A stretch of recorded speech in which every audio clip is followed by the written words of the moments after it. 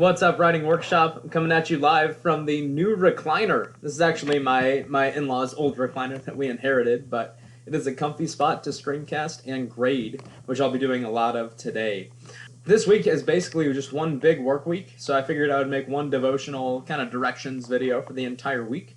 Let's start with these verses from the book of 1 Peter.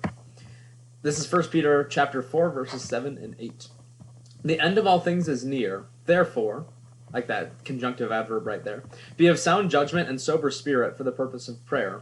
Above all, keep fervent in your love for one another, because love covers a multitude of sins. Perhaps you've heard before this translated as because grace covers a multitude of sins, or be gracious with one another. They mean basically the same thing in this context right here. This is a season where it's easy to get angry with one another and point the finger at other people too. I know sometimes I look at my grade books, for instance, and it's like, well, if my students had done better, and then I think to myself, well, if I had done better, we have to be reminded in this time that when we love one another, we do cover a multitude of sins. Whether those sins are inherently deeply sinful things that draw us away from God, or they're the mistakes we make. The mistakes we make in loving one another, in caring for one another, in teaching you, in completing work for me. All those things wash away in the context of the love that we have for one another as brothers and sisters in Christ. So my big objective out of love for you this week is to be as available as possible, especially helping with things like missing work and wrapping up those last couple essays. Just a reminder that I will be available in our school building every morning this week, where you can come in and get extra help from me. I do have those netbooks in my classroom, so you are free to pop on in, use a device or use your own device, and crank out some work with me in the mornings this week, starting on Tuesday. I will be available all the way through Friday. Another part of this verse, though, right? Be of sound judgment, or the end of all things is near. Because of that, therefore, be of sound judgment and sober spirit for the purpose of prayer. I'm not saying that the end of the world is coming up tomorrow, but we are coming to the end of this year called 2020, this really tricky year that we've been living in. And maybe now more than ever we can understand why it's important to be in prayer, why it's important to be connected to God's Word and to the Holy Spirit. My prayer for all of you today is that you'll take some time to tap into Him, to know where He's calling you, and to understand just the bigger picture of why you're at Milwaukee Lutheran High School, why you are finishing off this semester, why we're moving on to another one, what we can do to continue to heed God's calling for our lives. That's my prayer for you all this week, that you'll be in prayer, that you'll have the time, the energy, the space to do so, but also that we can all love one another in this time where we're going to make mistakes and we're going to struggle. I pray that I can love you, that you can love me, and that we can finish off this semester as a loving family. Let's look at our agenda here. So our agenda is pretty much the same all week. There will be a couple changes once we get to Thursday, Friday, once your grammar test is available. But your objective basically for this week is to draft essays according to your pre-writing. That pre-writing that I caught up on last night were outlines for the analysis essay. I'm still missing a lot of those, so it's a good idea to get yours done today so I can give you feedback, and you can spend the rest of this week drafting on that one. Obviously, you're watching our final week devotional and directions right now. It's going to be the same one tomorrow if you want to rewatch it tomorrow. But otherwise, you're kind of good for the week as you watch these directions. This week is for doing 3 things in this order by importance. One is to complete your analysis essay.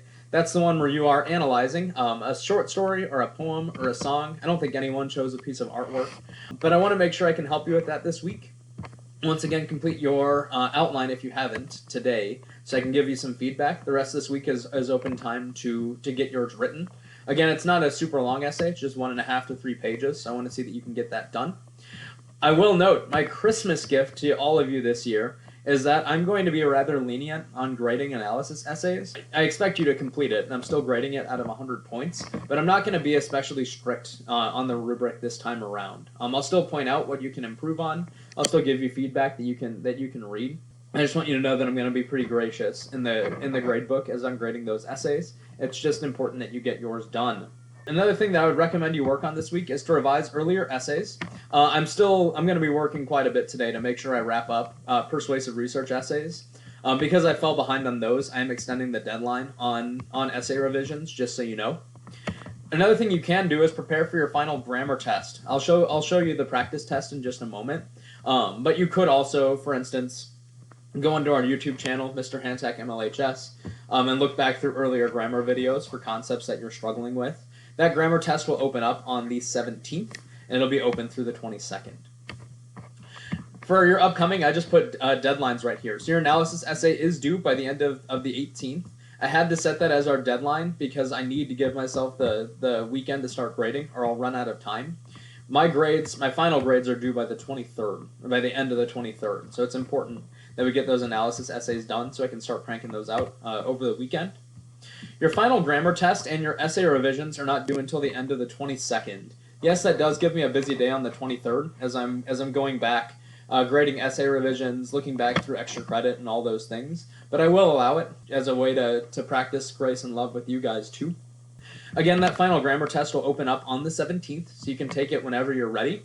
I recommend taking the practice test a couple of times so that you feel ready for that one. The practice test is basically just a shorter version of your final grammar test. It'll be similar questions. Essay revisions, once again, college application essay. You can look at your feedback by clicking on your assignment in Schoology. You can revise in Word Online and then resubmit to our essay revisions folder. Persuasive essay revisions you can make as well, but I know I've got a lot of feedback to give today. So as you notice in our folder, you've got your grammar practice test right here. I think I gave 7 attempts on this one. So you could theoretically take this once per day, or even twice per day with how much is left in this semester right here before the test opens up. If I click Start New Attempt right here, you'll notice it's 30 ACT questions, 25 minutes just to challenge you on pace a little bit there. And it's just a matter of choosing the correct answer. If seagulls live by the bay, would they be bagels? Looks like they're giving me different end marks right here. This should be a question, end it with a question mark, and move on. Again, you can take this multiple times, so I recommend taking it, seeing your results, seeing what you got wrong, doubling back to study on those concepts that you missed, and then that's good practice for your final grammar test. The other thing that you'll notice here is a spot for you to submit your analysis essay. One thing that I'll give you in tomorrow's lesson folder is a revising and editing checklist for that essay. I doubt many of you are ready to submit your essay today, so I would recommend making sure that you are taking some time to type over these next few days. Again, I'll have a revising and editing checklist ready for you so you can proofread your work before you submit as well. This essay is the one that I'm grading heaviest on grammar, but once again, I'm going to show a little bit of grace in the gradebook as I grade this one. So once again, 3 things that you should be focusing on this week. I would recommend focusing them on this order. Your analysis essay first, work on it. It is a major grade, so you got to make sure that's getting in. Again, I'll be gracious in the gradebook, but a 0 hurts. Revising earlier essays, not a bad idea to get cracking on that today. Just to take a look at my feedback on your college application and research essays so you can start making revisions. Again, I'll accept those all the way through the 22nd. And 3, you can use some time to prep for your final grammar test. It's not a particularly difficult test, but it's a good idea to read through the practice test to see what kind of questions you'll be facing. I love you all. Again, my prayer for this week is that we can all love each other and help each other as much as possible to finish this semester strong. Let's get it.